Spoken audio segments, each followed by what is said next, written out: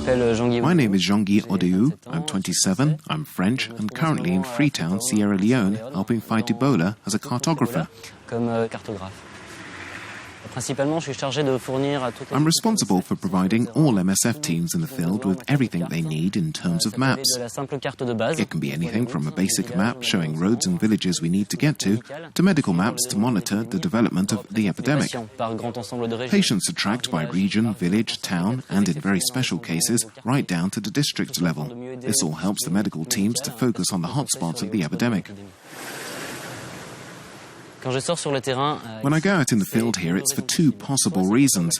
Either to do the mapping myself when the area is particularly difficult, i.e. when the terrain is rough, or when it's hard to convince communities that we're taking GPS coordinates and making maps of the places they live in to help them, not to spy on them. The second reason may be to lead my teams to see that the bearings are taken, updated, correct. If I tell one of my medical teams going out in the field, I need to be sure that it's a 20-minute drive and not a 2-hour drive.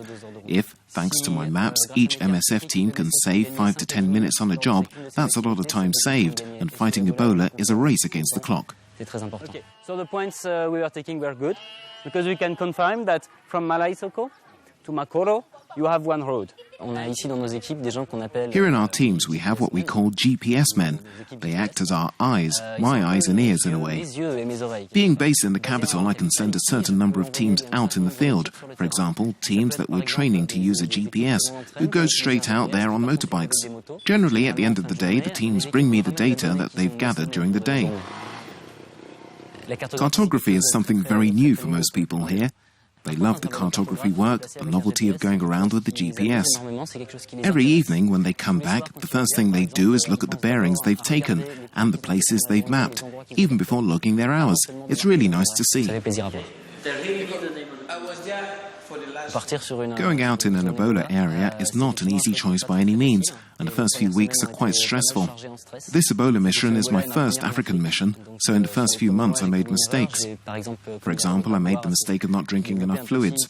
I got a little kidney stone and I had a temperature for 2 or 3 days, which gave everyone a heck of a scare, especially me. Now I'm more relaxed, and I've learned enormously from being around doctors. Why humanitarian work? Well, because of my interest and then my training.